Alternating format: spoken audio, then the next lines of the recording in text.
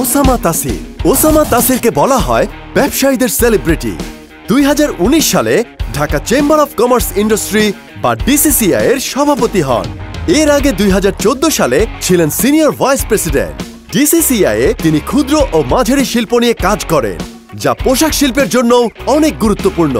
Readymade garments সেক্টরেও তিনি charismatic ব্যক্তিত্ব। 100% রপ্তানিমুখী প্রতিষ্ঠান ফোর উইংস লিমিটেডের চেয়ারম্যান তিনি। 1992 সাল থেকেই তিনি বিজিএমই এর নানা কাজে যুক্ত হন। 2007-2008 বছরে তিনি বিজিএমই এর পরিচালক ছিলেন। আলিগড় মুসলিম ইউনিভার্সিটি থেকে ডিগ্রি নিয়ে electrical engineer Osama Tasir the institution of engineers এর আজীবন সদস্য। Dhaka club, Uttara club, army golf ক্লাবের সদস্য তিনি।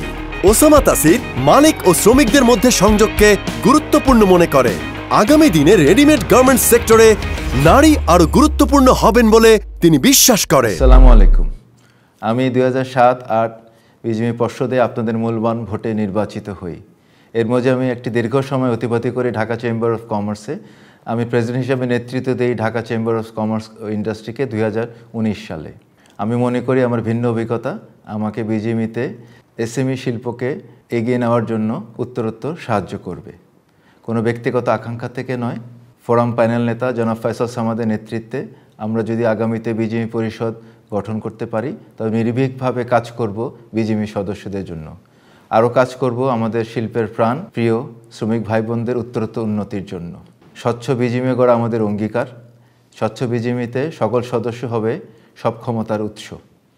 Innovation, product diversification, policy dialogue in international forums হবে আমার কাজ করার পরিধি। আমি আরও চাই যে মাননীয় প্রধানমন্ত্রীর সুযোগ্য নেতৃত্বে স্মার্ট বাংলাদেশ গড়ার পথে আমাদের ইকোনমিক ইমানসিপেশন প্ল্যানে কাজ করার জন্য। আমাকে এবং আমার ফোরাম প্যানেলকে আবারও আপনাদের মূল্যবান ভোট দিয়ে জয়যুক্ত করে সেবা করার আরেকবার সুযোগ দিন। ধন্যবাদ।